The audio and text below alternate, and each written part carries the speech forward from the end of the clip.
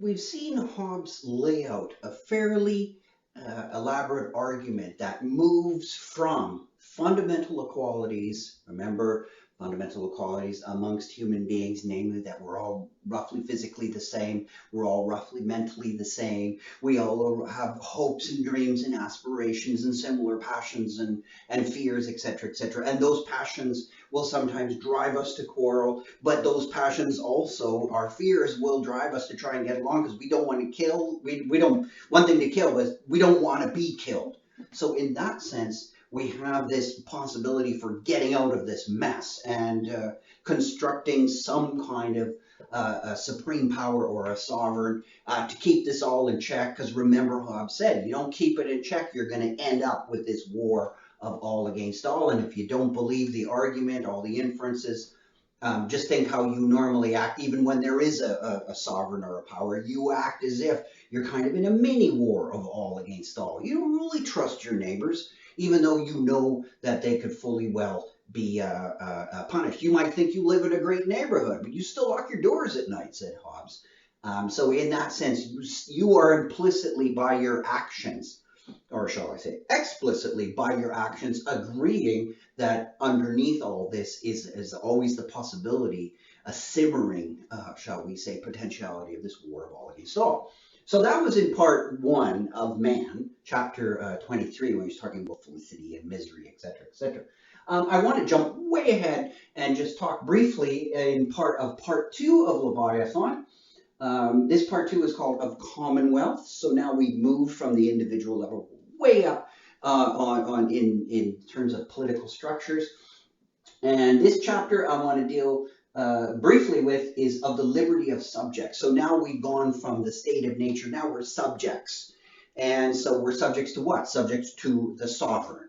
And so what kind of liberties do we have? Well, that's a long and complicated question for Hobbes, but I just briefly want to look at what he says here and how he makes a connection between two very important concepts.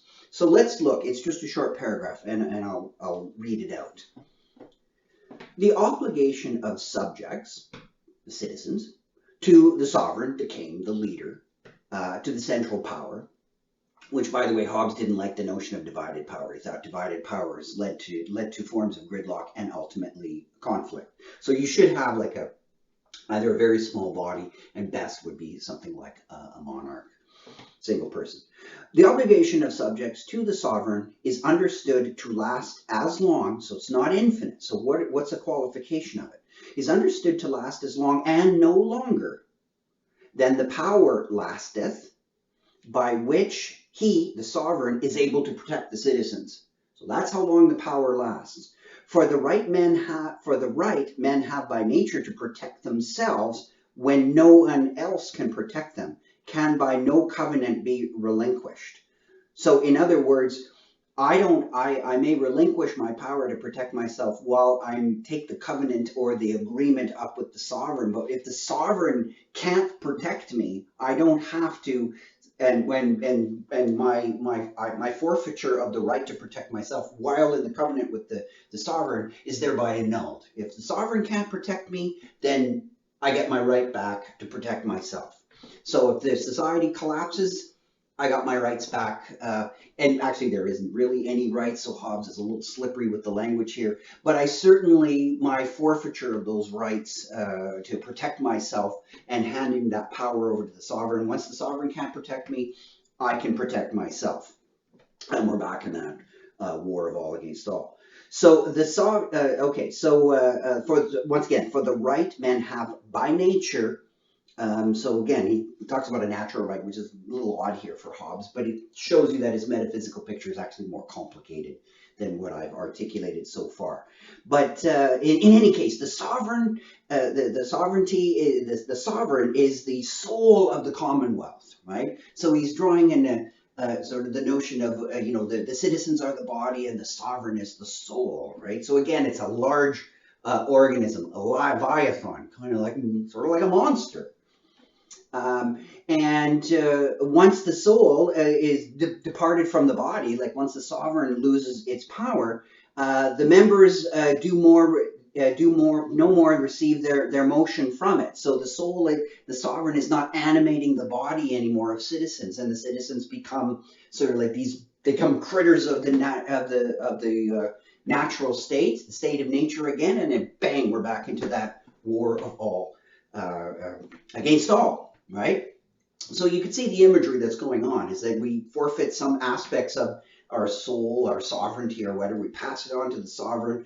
We become less free, but we enjoy the protection of the sovereign. And that's exactly how Hobbes concludes this link.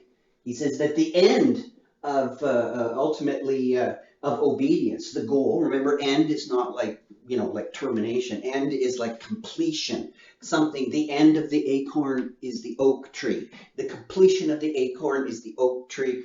Sometimes this has been in history of philosophy, that there is a kind of rational structure that's coming to fruition, that a final result coming to fruition. The end of obedience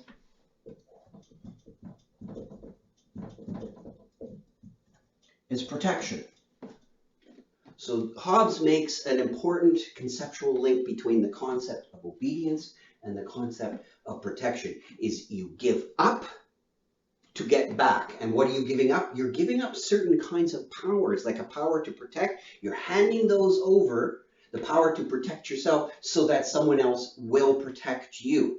And this is a very fundamental notion in Hobbesian political theory, is that, yeah, it's that temporary deal I make with the sovereign, in that I say, okay, yeah, I'll give something up. I'll give a power of protecting myself over to you, so I forfeit that, which is actually quite a large thing, but you'll probably be able to protect me better than I can protect myself. So I get something back from it.